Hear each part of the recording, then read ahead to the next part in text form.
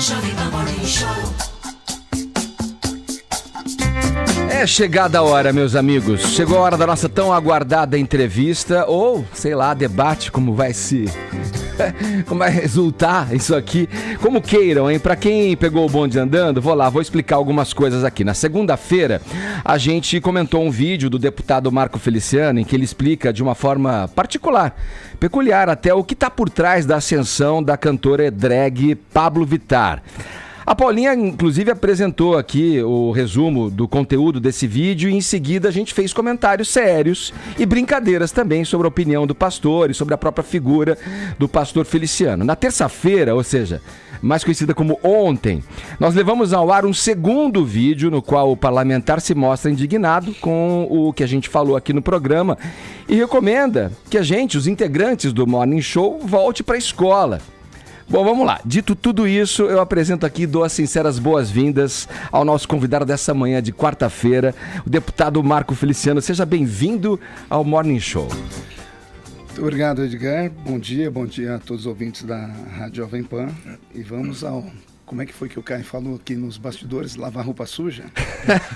Vamos lá, sempre em alto nível. Vamos tentar assim manter um nível bom dessa conversa aqui, para inclusive ajudar a elucidar as coisas para os nossos ouvintes. Eu gostaria que o senhor reproduzisse, até em função do que eu acabei de dizer, de uma forma resumida, sucinta, vá lá, o que o senhor disse lá naquele primeiro vídeo, né, sobre o Pabllo Vittar, e na sequência também nos conte o que da nossa fala o perturbou, o indignou tanto.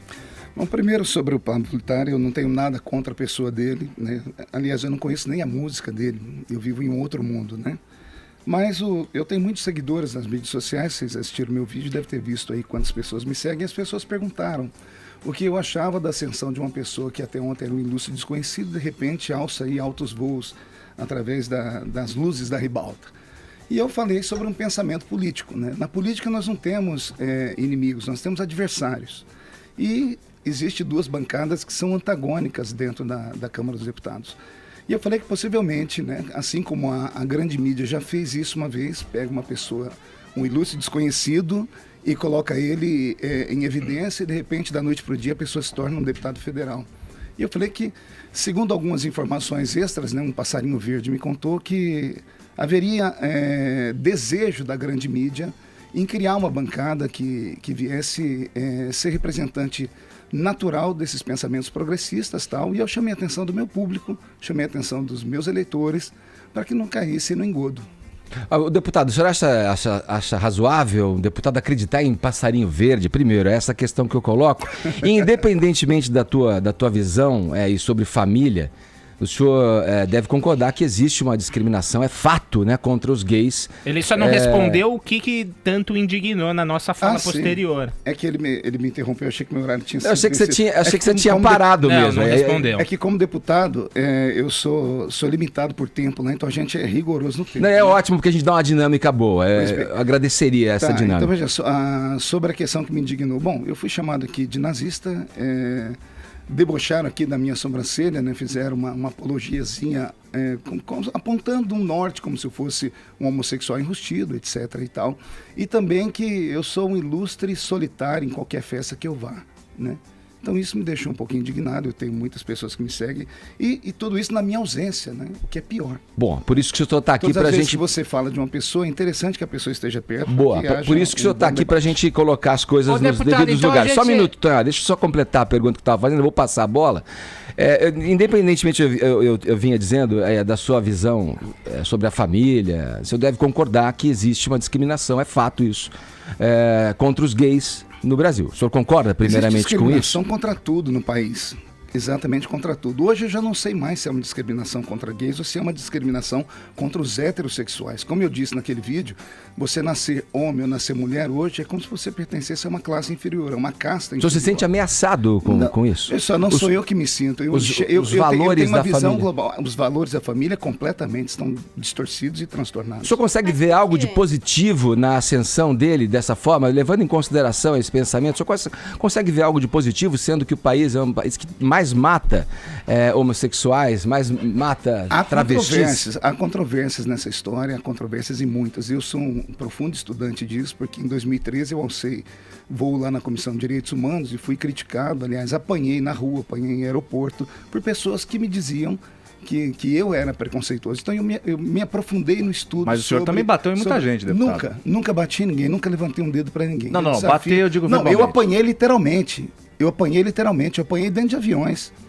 Inclusive virou piadinha em muitos jornalistas, em muitos programas de rádio. Eu apanhei literalmente e sempre fiquei quietinho. O meu espírito é um espírito cristão. O espírito cristão diz assim: se você apanha de um lado do rosto, você dá o outro rosto para bater, né? Deputado, o senhor falou que ficou magoado com a minha colocação de eu dizer que o seu discurso era nazista. Aí você rebateu, falou que eu sou um pseudo-intelectual. Então estamos aqui, olhos nos olhos. Você para tentar me provar que o teu discurso não tem uma base nazista e eu para te tentar provar que eu não sou pseudo-intelectual. Queria lembrar, quando eu falei no nazismo, eu queria te deixar muito claro, eu falei discurso nazista quer ter como inimigo aquele que é diferente. E o senhor deve saber muito melhor que eu, que antes de matarem judeus nos campos de concentração, os nazistas, as primeiras cobaias que eles usaram para matar são testemunhas de Jeová. E o ouvinte que não conhece essa história vai no Google e coloca triângulos roxos. Você vai ver os nazistas matando testemunhas de Jeová. Por outro lado, em particular, me choca muito o senhor, que até mostrou no vídeo aqui que você fez em resposta ao Morning Show, com tantos seguidores, com um público tão fiel e tão de frente contra o público gay. Na minha interpretação, esse é um discurso, na minha interpretação, muito parecida com o dos nazistas, que colocavam aqueles que eram diferentes deles como inimigos. Os gays são teus inimigos? Bom, quem falou de inimigo foi você. Foi você que falou de inimigo, foi você que me colocou na esfera dos nazistas, como se eu fosse um antissemita, como se eu fosse alguém que separasse pessoas por raças, e eu não disse nada disso. Estamos no embate político. No embate político, eu iniciei a minha fala dizendo: nós não temos inimigos na política, nós temos adversários políticos. Quando você, que tem uma estrutura e um conhecimento tão grande, como você citou aí um livro, fala que um deputado federal que é pastor, que é cristão, faz um discurso nazista, automaticamente você me coloca como nazista. Porque se eu defendo um discurso nazista, automaticamente eu sou um nazista. E isso não existe. Isso é horrível. Você me deixou chocado, porque o mês passado eu estive em Israel, recebi uma condecoração pela nação judaica. Eu estive em 2 museus em Israel e não tem nada pior do que a história do nazismo. E a história do nazismo começa com o socialismo, pelo qual você tanto defende. E, aliás, você é uspiniano, né?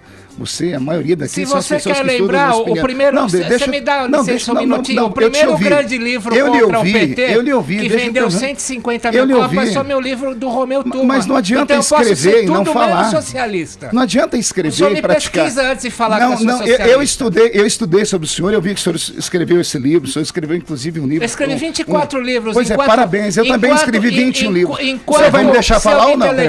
Vamos o senhor vai me deixar falar ou não? Livros. O senhor acusa o Lula. Não, deixa eu só falar. Vamos voltar pro cerne da questão. Eu estava aqui tentando falar. Eu escutei ele quietinho. Vamos lá. O senhor é o mediador, não Vamos é? lá, deputado. Então ensina ele, porque ele age como um socialista de verdade. Não, só ele fala, só o pensamento dele funciona. Aí vira o inimigo, socialista. Eu não sou seu inimigo. Não sou seu inimigo. Eu ia até te dar um beijo depois na testa. Vamos nos entender, Feliciano. Por favor, prossiga rapidamente, porque tem muita pergunta para ser feita aqui. Veja, se vocês me deixarem falar, o único pedido que eu fiz quando eu fiz o vídeo foi: me deixem falar. Vamos lá. Eu escuto todo mundo. Mas nós temos que dar uma dinâmica. Eu escuto todo mundo, mas me deixe falar. Todas as então, óticas pessoal, voltando a falar, ele me acusou de ser nazista. Eu não sou nazista. Eu não sou nazista. Mas se eu faço um discurso e defendo ele, automaticamente eu sou. Na mesma dinâmica não é dinâmica. Paulinha, você é um exatamente. pouquinho mais inteligente do que isso. Então, não, qualquer pessoa que enxerga, você é uspiniana também. Então eu conheço muito bem como funciona o ensinamento de vocês. Me deixa quietinho aqui, deixa eu tentar explicar. Já tá pois bem, como inimigo. eu não sou nazista, tá? Eu sou cristão com pensamentos cristãos e vivo num país, no Estado Democrático de Direito, por enquanto.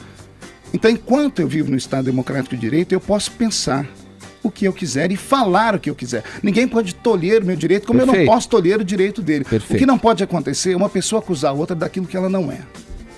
Porque quando ele me acusa de nazismo, parece que ele pratica o nazismo. Porque na sequência, ele mesmo faz uma historinha com sobrancelha, com pintar de unhas. Isso não seria Isso não sei. Não, mas foi uma brincadeira coletiva ali, até que eu usei os nossos personagens. Então, quando vocês fazem, é brincadeira. Quando outra pessoa faz, é preconceito. Onde está o limite disso? Então, quando alguém acusa uma pessoa disso, ela está sendo tão nazista quanto. Porque o nazismo também matou gays. O nazismo, ele trucidou pessoas. Sim. É o maior horror, é a maior mácula na história da humanidade. É a maior mácula na história da humanidade. Vamos lá. Eu queria perguntar o seguinte, além do deputado Jean Willis, que aliás eu acho um parlamentar de 5ª categoria, só para registrar, quem mais faz parte da bancada LGBT? Na verdade, veja só, as pessoas confundem muito. Não existe bancada nenhuma, a não ser bancadas partidárias. Existem frentes parlamentares. Então, mas o senhor acha que pode surgir numa eleição só? Não, já existe um grande número de deputados que defendem a causa LGBT. O pessoal do PT quase todo, o PCdoB, o PSOL... Quem pensa de forma progressista. Oi? Diferentemente dos conservadores, quem pensa de forma progressista. Exato. Mas eu só quero deixar bem claro aqui que não existe nenhum preconceito contra o gay. A minha luta sempre foi com ativistas gays. Ativista. O ativista é diferente do gay. O ativista é aquele que ganha do governo para isso. E a briga deles comigo foi porque eu sequei os cofres deles quando eu fui presidente daquela bendita ou maldita Comissão de Direitos Humanos, que nunca teve nome antes de mim e depois que eu deixei, desapareceu a Comissão de Direitos Humanos. A Comissão de Direitos Humanos, ela ajudava, como todas as comissões da Casa, enviam o norte para que o orçamento anual da União seja destinado para algumas coisas. E a Comissão de Direitos Humanos da Câmara era usada somente para o movimento LGBT. Eram 10 milhões de reais por ano para 257 ONGs, que ninguém sabe o que era feito com esse dinheiro. Então a briga dos ativistas não é por ideologia, é por cabide de emprego. Quando eu briguei com eles nesse quesito, então eles me acusaram de homofóbico, de racista, de tudo isso que você fala. Paulinha. O senhor fala que ameaça a família tradicional brasileira, né? Que a mídia ajuda essas personalidades a se promover, que existir esse tipo de bancada ameaça a família tradicional brasileira. E eu falei aqui no programa, e uma das coisas que você falou, eu não consigo entender como que ameaça, porque para mim a família tradicional brasileira é todo tipo de família. Não, o senhor não considera isso? Que envolve amor... Você não considera isso? Você não considera? Você considera que a família tradicional brasileira... Tem que seguir aquele modelo... É homem, mulher... Porque está na Constituição de 1900... Veja só, Paulinha, para a gente entender o que eu falei naquele momento, nós temos que voltar aqui na Escola de Frankfurt, na Sociedade Fabiana. Teria que citar aqui 1 milhão de pensadores de esquerda para chegarmos aqui. Teria que falar para você que dar uma aula sobre Antônio Gramsci. Só entendendo tudo isso, você vai chegar onde eu cheguei, que é a desconstrução da família tradicional, da família civilizatória. É claro que eu não sou idiota nem ignorante, eu vivo num país onde nós temos famílias plurais. Só que essas famílias têm um nome, arranjos familiares. Eu cresci numa família de arranjo familiar, eu não tenho nome de pai no meu documento. Quando eu cortava cana na escola, vocês já estudavam em grandes escolas. Então, eu também sofri preconceito. Sofri preconceito de outras formas e talvez piores do que todas as pessoas podem passar. E eu venci. Venci porque mesmo habitando dentro de uma família não tradicional, dentro de um arranjo familiar, eu tive referências. Quando eu falo da destruição da família, eu não falo da destruição apenas do pai, mãe, homem e mulher. Eu falo dos costumes. Eu falo daquilo que deu história ao início da civilização. Então, quando as pessoas falam de forma superficial, como por exemplo, quando acusa o Estado é laico, mas nós não vivemos num mundo onde só tem um Estado. Temos o Estado, temos a nação, temos a sociedade, e todos esses três nascem do pilar da família tradicional, da família civilizatória.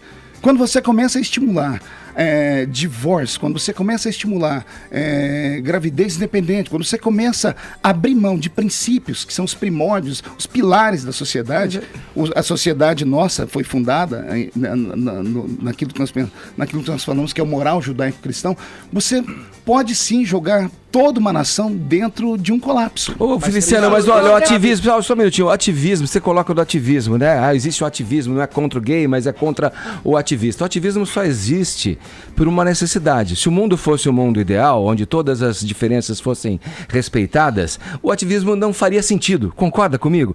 Tem outra coisa que você coloca, que é a questão da religião professada através da política. A gente entende e é notória, a tua figura é a comprovação de que a fé é um grande ativo político. né? Você se refere à questão da tua presidência, você está à frente da Comissão da Verdade. Existe, na minha opinião, aí um erro estrutural de todas as bancadas que defendem esse assunto ou aquele assunto, que de forma até informal, porque isso não está previsto na Constituição, tem que haver uma bancada. Você, como representante do povo, tem que defender direitos mais amplos. Você focar isso só simples e pura e simplesmente na visão religiosa, eu acho que é uma limitação grande. A minha pergunta aí é um pouco mais sobre a questão de como você trata e leva a sua vida. Frente a isso, frente à fé ser um grande ativo político e os templos das religiões neopentecostais pipocam muito à custa de dinheiros ali dos fiéis que acreditam naquilo, são crentes naquela função e propagam isso e alimentam isso. Como o senhor lida com a pecha, muitas vezes atribuída aos seus iguais, de mercadores da fé? O senhor concorda com isso? Como é que o senhor trata a fé como um empreendimento e faz dela uma política? Vamos voltar aqui desde o início, tentar lembrar tudo que você falou, porque você falou bastante coisa aí. Primeiro, eu estou no Estado democrático de direito. E no Estado democrático de direito, a beleza da democracia está exatamente na representatividade. E a representatividade me mandou para o parlamento. Quem foi que votou em mim? O meu segmento. Quem foi que colocou um ruralista lá? O segmento dele. Quem foi que colocou o deputado LGBT? O segmento dele. Essa é a beleza da democracia. Churchill já dizia isso. Não existe entre os governos conhecidos nenhum melhor do que a democracia e nenhum pior do que a democracia. Porque a beleza da democracia é a liberdade. A liberdade é linda. O problema é que quando você usa a liberdade de forma errada, você parte para a libertinagem. Eu posso não concordar com aquilo que você fala, mas eu vou defender o seu direito de falar. Mas como impedir a formação, deputado, de uma bancada LGBT? Não é impedir. Eu falei para o meu público tomar cuidado. Cuidado com aquilo que está acontecendo. Veja só, nós temos um país que foi governado por um partido progressista por 14 anos. E 14 anos nós vimos o que aconteceu. Então, isso é um partido corrupto. A corrupção com o progressismo, você não pode associar essas duas coisas. Veja só, é um mantra. Isso é como uma lua, é um lula de verdade, são vários tentáculos. Deputado, só para não perder a chance, eu quero ressalvar, que diante do que falou o meu querido amigo Edgar, é o seguinte, você chama de progressistas os que apoiam isso? Não necessariamente, eu sou progressista. Eu não tenho nenhum tipo de preconceito desse tipo, mas eu não acho progressista, por exemplo, a deputada Érica Cocai. Perfeito. Ela defende a seguinte tese: você precisa dissolver a família, é o que ela diz em vídeos, para mudar a sociedade, de capitalista para socialista. Eu acho que é doido. Perfeito. Dissolver a família, inclusive, dando vazão ao sexo entre membros da família. Tudo. É o vídeo dela. Tudo. Então, ela defende o incesto, exatamente. Ainda bem que tem pessoas informadas, que pessoas que participam da política de verdade, que não tem um mundo fechado. Assim é. Você falou sobre mercantilismo, né? Todas as religiões cristãs do mundo vivem de ofertas, dízimos e etc. e tal, né? Eu sou pastor de uma igreja de 200 membros no interior do estado de São Paulo, na cidadezinha onde eu nasci, em Orlândia. Eu construí a igreja com dinheiro do meu trabalho, eu dei a igreja para a sociedade e eu dizimo na minha igreja, eu não recebo um salário. Então, quando você fala de pastores ou de toda a fé, é como se todos fossem iguais, nem todos são iguais. Mas o senhor falando de bancada evangélica, o senhor não é bancada, eu disse frente evangélica. Frente evangélica. Frente evangélica. Deputado, o senhor falou uma referência aqui, você falou que genericamente nós estaríamos obedecendo ao estatuto do comunista italiano Antonio Gramsci, e depois você falou em socialismo fabiano, o que o Olavo de Carvalho, astrólogo e ex-muçulmano, costuma falar, por exemplo, do PSDB. Levando em conta que quem trouxe essas duas palavras associadas, você é um comunista gramsciano e pratica o socialismo fabiano, foi o Olavo de Carvalho, o que foi incorporado imediatamente para o discurso do Bolsonaro. Você tem alguma afinidade com Bolsonaro e com Olavo de Carvalho, já que você usou o bordão que o Olavo usa? Bom, veja só, a cultura e o intelecto está aberto para todos, não apenas para uma figura. Olavo não é meu guru, Bolsonaro é meu amigo. E por que não estudar? Eu estudo todas as vertentes. Talvez essa seja a diferença de criar um estado crítico, uma mente crítica, o que não acontece nas nossas escolas. principalmente nas escolas de cunho extremamente progressista, onde você só aprende uma vertente. Se você aprende sobre inúmeros que existem aí de esquerda, por que não aprender sobre Edmund Burke? Por que não aprender sobre Russell Kirk? Por que você não aprende sobre os outros lá? Então eu leio de tudo, tá? Leio sobre a Sociedade Fabiana, isso aqui não é mérito de Olavo, pelo amor de Deus. Mas o professor Olavo, que você chamou de astrólogo, de ex-muçulmano, é talvez hoje uma das mentes mais elucidadas dentro da política mundial, não apenas brasileira. Eu admiro, assim como admiro Bolsonaro no seu quesito de ser nacionalista, de ser uma pessoa que hoje representa essa revolução da direita no nosso país. Gancho, aliás, não existe, a direita não existia no Brasil até um pouco tempo atrás. Se existia, estava escondida, né? O senhor citou o Olavo de Carvalho como um dos seus mentores? Não, eu não citei, você disse não, isso. Mas você... Não, eu disse que leio, assim como leio tudo. Tá, então eu leio até é seguinte, você... Ninguém é perfeito. Exatamente. Né? A questão é a seguinte: o Olavo de Carvalho, aí vem uma pergunta pontual para o senhor de outro tema. Costuma se jactar, ficar orgulhoso de aparecer com armas nos vídeos e falando que ele adoraria matar ursos. O que o senhor acha do cidadão portar arma, já que o senhor é um religioso e o cristianismo propugna a paz antes de mais nada? Bom, pois bem, cidadão portar armas na rua, eu sou extremamente contrário. Mas o homem ter uma arma dentro da sua casa para poder defender a sua família, eu sou aberto a apoiar. Explico, você citou agora há pouco aqui o massacre dos judeus, né?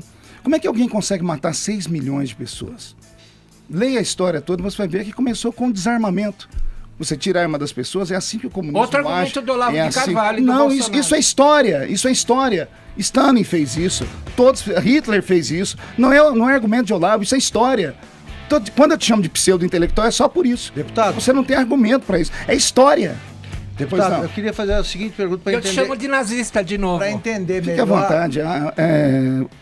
Ouvir a sua diarreia verbal me alivia muito. Deputado, eu queria, para entender melhor o projeto de poder da frente evangélica, que evidentemente existe, é normal que seja assim. Digamos que a bancada é o que os evangélicos cheguem ao poder no Brasil, assumam a presidência. Nossa Senhora não é cultuada, né, pelos evangélicos. Ela continuaria sendo, é para entender mesmo como é que seria o comportamento dos evangélicos.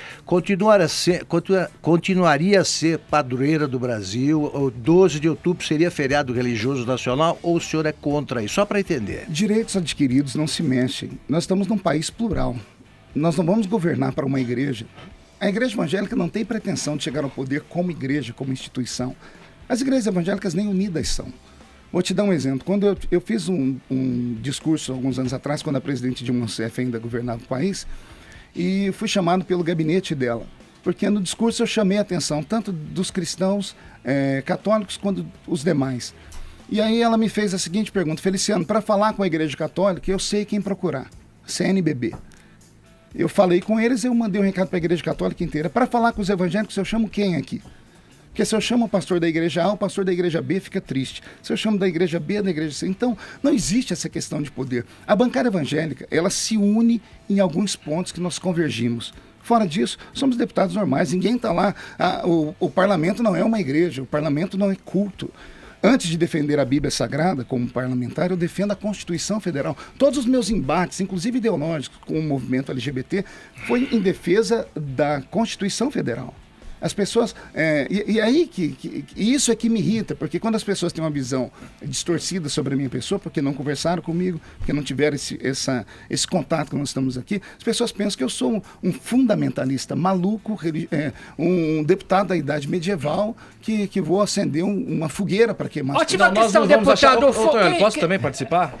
Deputado, ainda bem que o senhor... bom dia, para conseguir entrar. Antes de você falar, deixa eu te dar os parabéns pelo seu posicionamento aqui. Eu vi a sua fala sobre você e a Paulinha falando sobre os ensinamentos das crianças, é bem por aquele lado. Quando você tenta falar, as pessoas... ele vota no senhor aí. Não. Nisso talvez ele concorde, não quer dizer que... Não são todos os mas pontos só para deixar claro, aqui não é uma bancada que estamos em 2, 4, 5, 6 contra 1. Hoje está cheio aqui, né? Mas agora acho que 36... É que o senhor tem 511 mil seguidores no Twitter. Naquele norte. 5 milhões no Face. Quem segue aí o Feliciano, levanta a mão aí, ó. Vamos lá. Ih, tá ruim. Ó, tá aqui. lotado, hein? Quem tá Quero contra um? deputado. Meu assessor me segue ali, ó. Olha, O Tutinha segue. O Edgar, o pessoal que tá aqui é o pessoal de planejamento da agência Talent. opa, E bem-vindos. vemos visitar Bem-vindos. nossos projetos. Tragam muitos anunciantes. Estamos aguardando anunciantes aqui. Deputado, naquele ponto nós concordamos, em alguns outros nós discordamos. Eu acho que tem mais que a gente discorda do que a gente concorda, mas só para deixar claro que o Augusto Nunes tem uma opinião, eu tenho outra. Não é uma bancada que estão 6 contra você e vamos adiante. Mas eu queria saber, eu não estou aqui falando em nome de causa LGBT, gay, nem, não tenho procuração deles, nem tenho essa pretensão, nem nada. Mas me chama muito a atenção, em algumas das suas falas, você já disse que tem um posicionamento contra o casamento entre os gays, por uma razão, porque aí o Estado não seria defendido, que pela Constituição de 1988, ela foi escrita para defender o Estado e não a família. Em outros pontos, em outros momentos, já vi o senhor defender a sua posição contra o casamento gay, porque aí a união estável já foi uma exceção para o que diz a Constituição, dali seria uma união civil até chegar no casamento, e a igreja não permite o casamento entre os gays. Qual é o seu medo? O casamento dentro da igreja, entre gays, ou então o Estado ser diluído? E depois, dentro dessa, eu tenho uma pergunta B. Essa é a A, eu tenho a vertente B, por favor. Tá, Caio, deixa eu te fazer uma pergunta. Você está fazendo a pergunta para o deputado ou para o pastor? Não, por Marco Feliciano, que é os dois. Então tá bom, então vamos lá. Então vou tentar sintetizar. Como deputado, eu defendo a Constituição Federal. Para que haja uma mudança na Constituição Federal, é preciso aprovar uma PEC, uma proposta de emenda constitucional. Sim. É preciso 1/3 da assinatura dos deputados para que possa começar a tramitar. É preciso da autorização do presidente 171 votos. para que se instale uma comissão especial. E então existe todo um processo. Eu defendo a Constituição Federal. Em 88, o Constituinte entendeu que uma união estável entre homem Aí e mulher. o senhor vai falar que já sabe que Uma o união mundo estável mudou. entre homem e mulher poderá ser convertida em casamento, vírgula. As pessoas param só no casamento, para a proteção do Estado. E aqui a gente precisaria de umas 3 horas para debater o que é que o Constituinte pensou. O que é proteger o Estado? É dar longevidade ao Estado, coisa que, por exemplo, não acontece em muitos países da Europa hoje. Você pega a França, um país completamente hoje quase que todo islamizado, porque os franceses, a sua média de ter filhos é muito pequena, tem um país lindo, não tem mão de obra, então tem que importar mão de obra barata porque não produzem filhos. Então você cria toda uma celeuma na sociedade.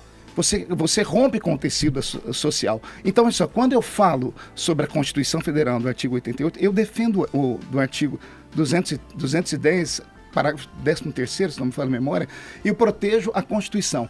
Eu aceito mudar a Constituição, desde que haja um debate democrático. Olha aqui, Eu não aceito que faça o que foi feito com o Supremo Tribunal Federal, por exemplo. O Supremo criou uma jurisprudência, através da jurisprudência da União Estável. O CNJ entendeu que se a União Estável ela é constitucional pela mente do Supremo, tem que ser convertida em união civil.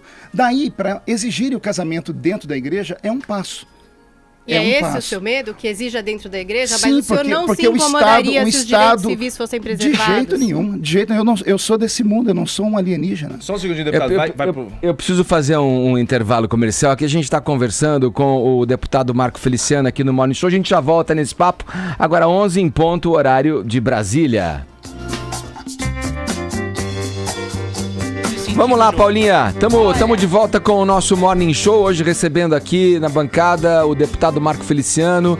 Vamos lá, Paulinha. Como tá a nossa hashtag aí, hein? Não poderia ser diferente. Estamos entre os assuntos mais comentados. Olha do aí, que Brasil beleza. essa manhã. Muitos fiéis na nossa participação aí no Como Twitter, não? todo o Brasil, estamos naquela polarização entre pessoas que são time Feliciano, pessoas que são time gays, pessoas que são time... enfim, tá todo mundo dividido. É esse Brasilzão maravilhoso, a hashtag Feliciano no Morning. Você pode continuar participando e acompanhando o programa aqui pelo Twitter. Vamos lá, ficou pendurada a parte B da pergunta do Caio.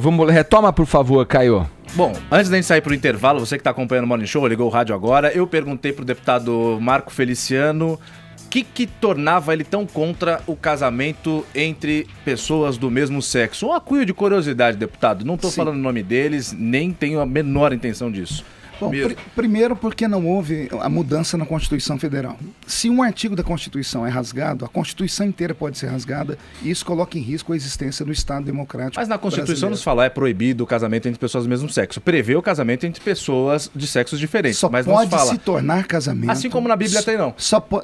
Não mistura as coisas. Constituição é uma coisa, Eu vou Bíblia é chegar outra, lá. né? A Constituição diz: só pode se tornar casamento a união de um homem e de uma mulher. Só isso. A Constituição Mas isso para não é nisso. impeditivo, né, deputado? Se o senhor quisesse de fato defender uma bandeira, o senhor poderia argumentar, querer uma emenda constitucional, alguma mudança. Pois é, para isso a bancada LGBT deveria ter que apresentado uma PEC. Cadê a PEC do casamento gay? Não tem. Nem o deputado BBB, que eu me recuso a dizer o nome dele, que está lá em Brasília, apresentou uma PEC para haver o debate. Esse é o problema. O movimento LGBT, como é um movimento de minorias e extremamente forte, extremamente articulado, tem que tirar um chapéu para eles, sabendo que a bancada do Congresso não é dessa, desde sempre é extremamente conservadora, nunca apresentaram nada nem para o debate. Então, Aliás, fizeram Feliciano, via Supremo, deixa eu aproveitar aqui. O senhor está no segundo mandato, né? Falando em Isso. propostas e tal. Fala um pouquinho dos seus projetos pra gente, que o senhor aprovou na Câmara, coisas que o senhor levou para serem discutidas e possivelmente aprovadas. Veja só, eu tenho mais de 70 projetos apresentados, só que como no terceiro mês de mandato eu briguei com o partido que governava o país, e aqui é bom, isso aqui eu acho que é uma história que ninguém nunca contou no seu programa, isso aqui é um furo jornalístico para vocês. Bolsonaro, parece que esses dias atrás, foi levantar a vida dele, ele não tem nenhum projeto aprovado, a não ser a questão da urna, em 26 anos de mandato. Por quê? Simples. Todo deputado que vai contra a onda progressista, a onda que governava o país, recebe um X nas suas costas em Brasília. Nenhum projeto que eu apresente ou que eu relate é aprovado. Todos os Quais projetos. seriam? Ele fala de algum Só, qual que você lamentou mais de não ter sido aprovado? O que eu mais lamentei de não ter sido aprovado foi um projeto que eu criei para que crianças negras com mais de 5 anos de idade tivessem prioridade na adoção. Crianças que estão lá no Instituto para ser adotadas, que tenham acima de 5 anos de idade, a pessoa que quer adotar, passasse na frente de todas, fosse menos burocracia para que essa criança saísse logo e fosse adotada. Nem esse projeto passou.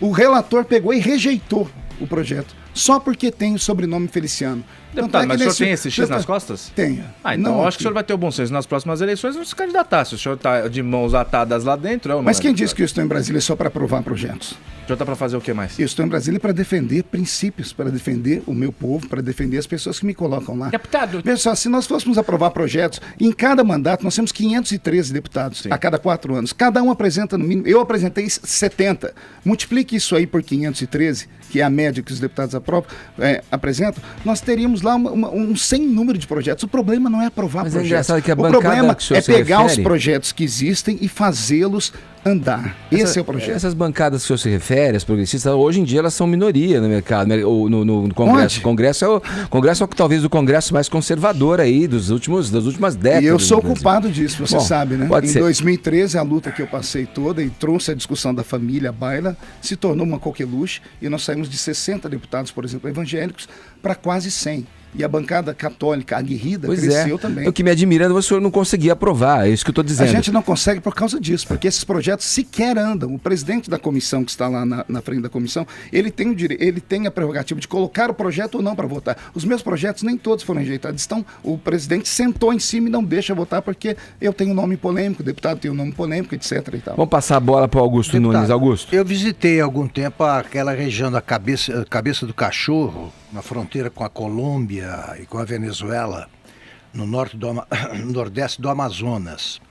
E conversei bastante com os militares, que são o que há de representante do Estado lá naquela região. Sem o Exército não existiria Estado.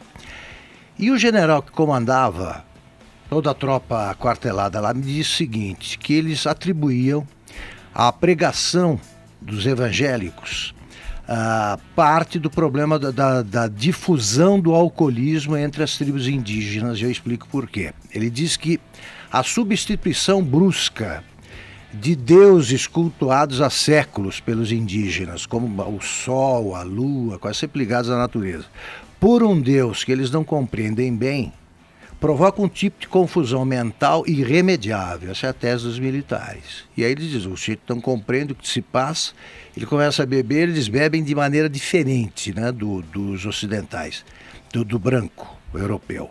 Eles bebem até ficar com aquele olhar vidrado ali.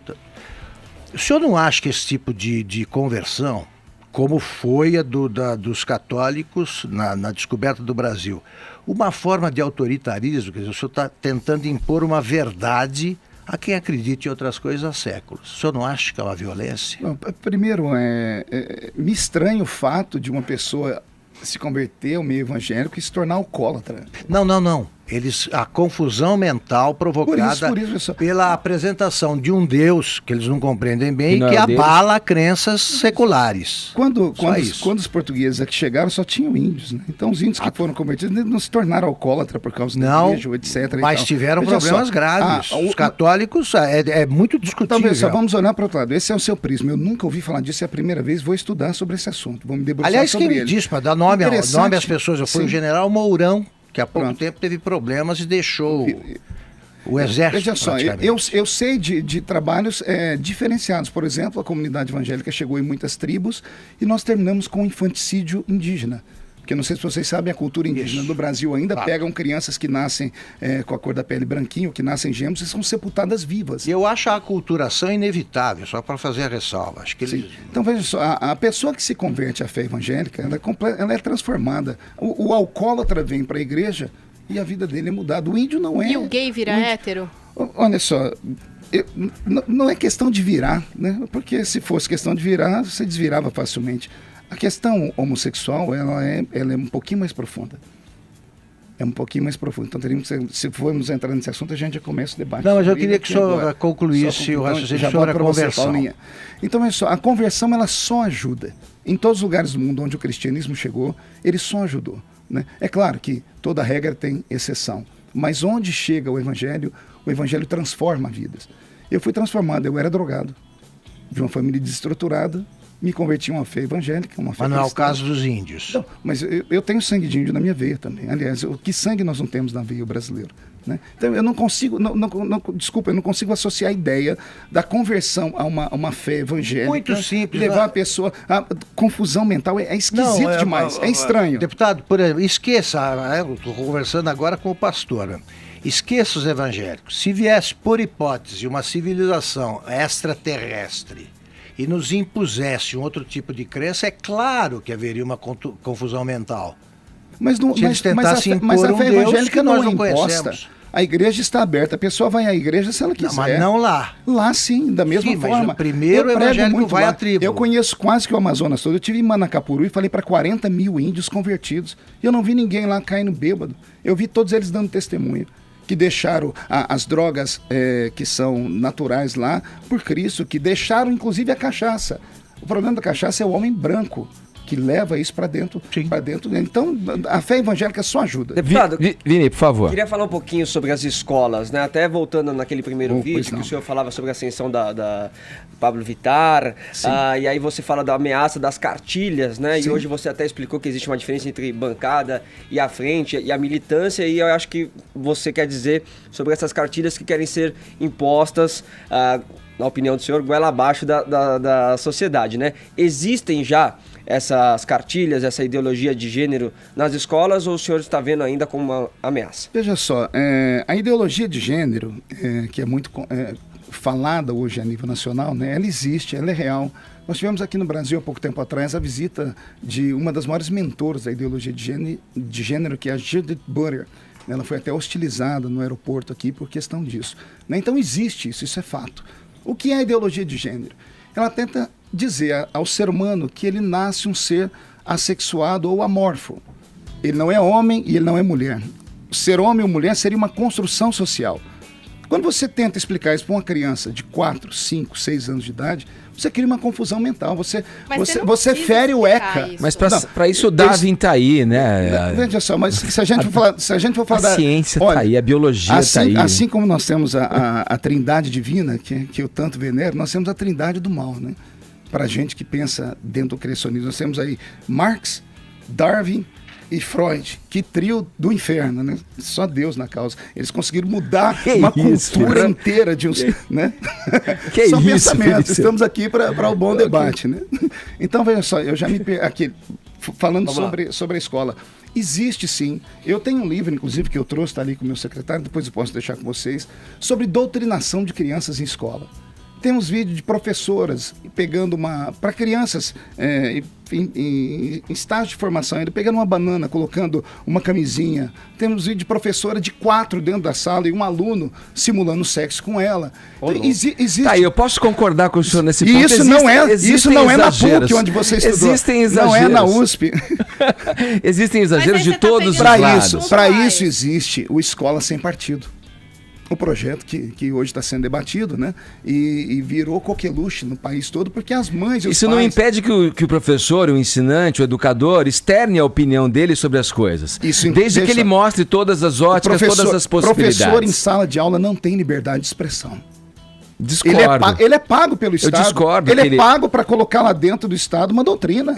Mas eu discordo, porque ele tem a individualidade acima e à frente de qualquer coisa. Mas ele não está ali para expor o seu pensamento. Essa disciplina, né? Ele não pode chegar lá... Então, nós não estudamos essa disciplina. Um professor evangélico, então ele pode chegar dentro da sala de aula e pregar.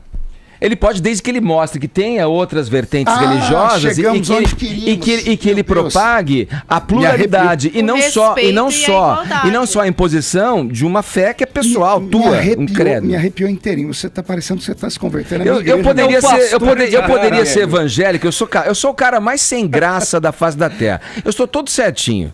Se você encontrar alguma coisa ruim na minha vida, você me mostra agora. Já vi. Eu sou casado com uma única mulher. Eu tenho 4... uma parte. Eu tenho 4 filhos. Cuidado, se abrir os telefones. Eu tenho 4 filhos. Tudo. Paulinha é casada com 4 filhos, mas isso não me faz. Eu tenho 2 só. Isso não me faz achar que uma união entre pessoas do mesmo sexo onde exista o amor, uma aberração. O senhor me acha uma anomalia, uma aberração? Pois você está dizendo que eu acho então isso? Veja só, vocês tentam colocar palavras na minha boca.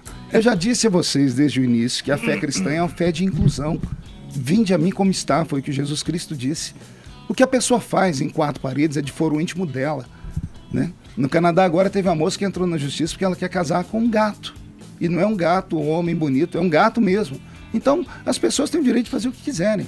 O que não pode é colocar isso, implantar isso para que a sociedade toda aceite como se fosse o fato mais normal do mundo.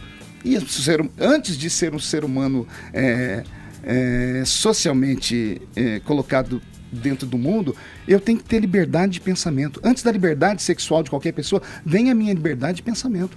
Eu não posso ser tolhido do direito de achar que isso não é certo.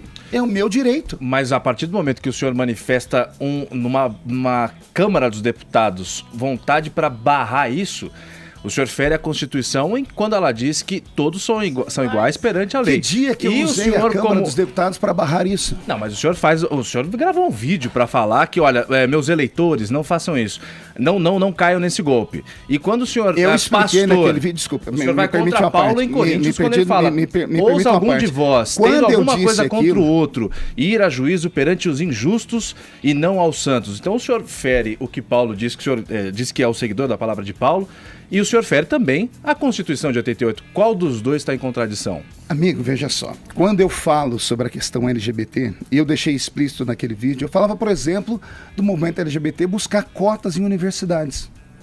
O que uma orientação sexual tem a ver com cotas em universidades? Aí eu concordo. Pois é, mas foi isso que eu falei naquele vídeo. Vocês nem debateram esse assunto. Mas existe exagero, a gente colocou em todas as partes, todas as colocações, opiniões e segmentos da sociedade. O movimento LGBT é o movimento mais articulado do mundo. Eu tenho aqui a base de um pedido deles feito pela Procuradoria dos Direitos Humanos.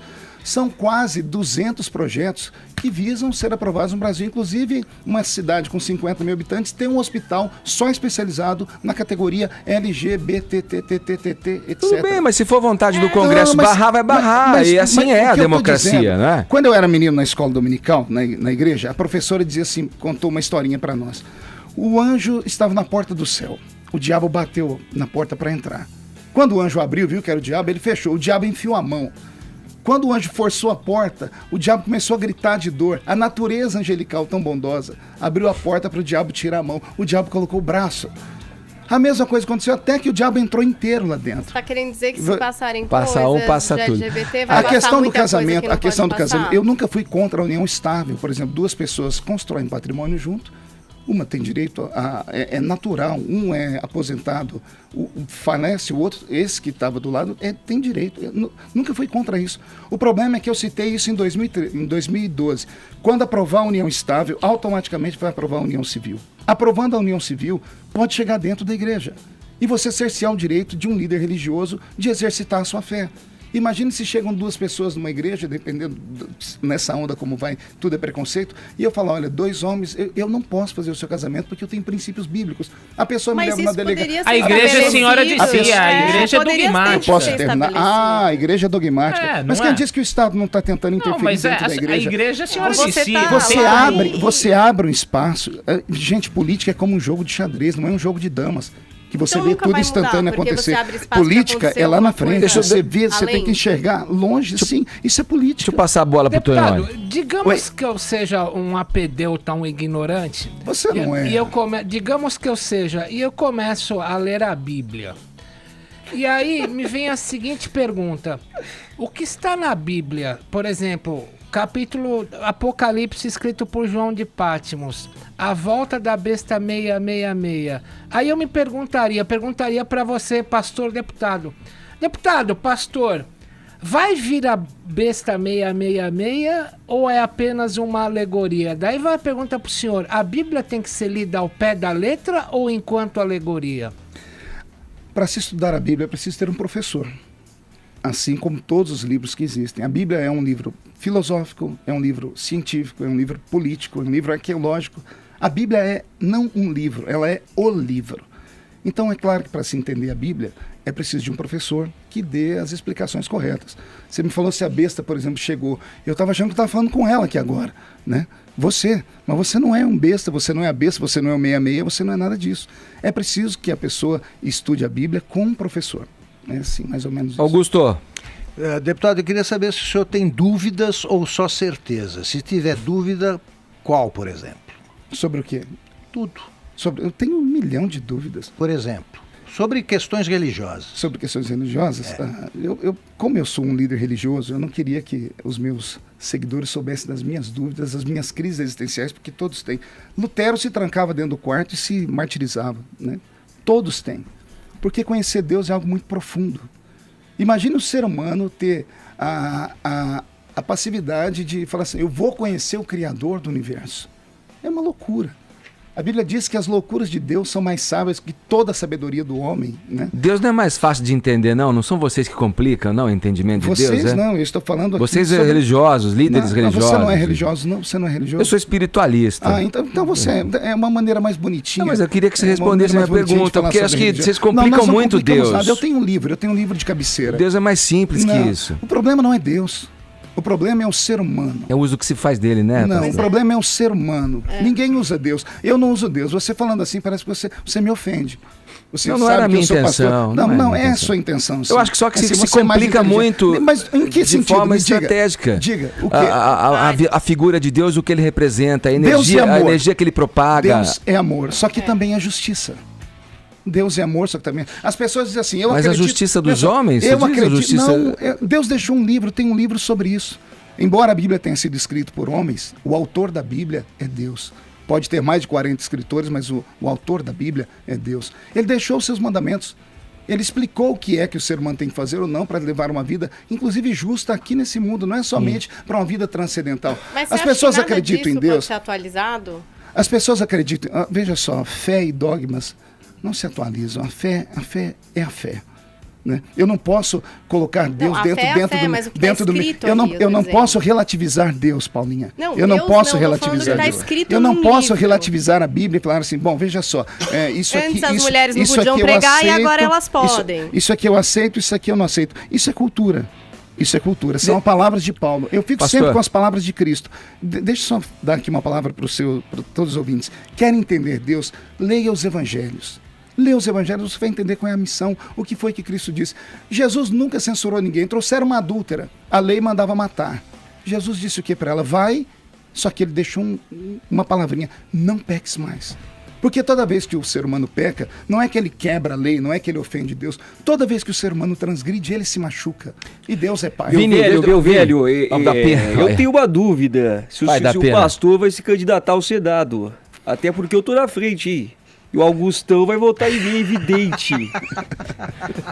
Responda ao da Pena rapidamente, pastor, que a gente tá com a vida pública brasileira, a política está sem norte, sem rumo. Eu também, na mesma pesquisa da Atena, eu apareço aí, você com 44% e eu com 14%. Bem na frente de você. Muito na frente, né? Aliás, eu espero que vocês fiquem sempre na frente, né? Olha. Eu não estou entendendo. Como eleitora, a Bíblia diz assim, tenha o seu próximo acima de si mesmo. Olha aqui, o nosso tempo acabou. Aqui com a gente hoje o pastor Marco Feliciano conversando com a gente. Aliás, o senhor marcou a entrevista para hoje, não era o horário de trabalho do senhor? Você não teria que estar em Brasília? Vocês me convocaram. O senhor pediu a convocação. O senhor escalou no vídeo. A convocação. Peraí, ficou uma dúvida agora. Não, eu tô correndo para Brasília. Meu voo sai às 3 para votarmos lá. Nós que pagamos a passagem. Vocês destruíram meu eleitorado, vocês queriam o quê? Eu tenho que vir consertar minha base. Isso aqui é política também. Pastor Marco Feliciano com a gente aqui no Morning Show. É isso, muito obrigado pela presença. Eu que agradeço. Aproveitando esse momento aqui, quero agradecer a toda a bancada. Vocês foram muito cordiais, gentis comigo. Desculpa alguma coisa. A gente é educado, a gente tenta. Mais ou menos. Há controvérsias. Ô, deputado, rapidamente, quer mandar um recado para os ateus? Claro, Jesus te ama. Okay. Agora, 11h29, horário de Brasília.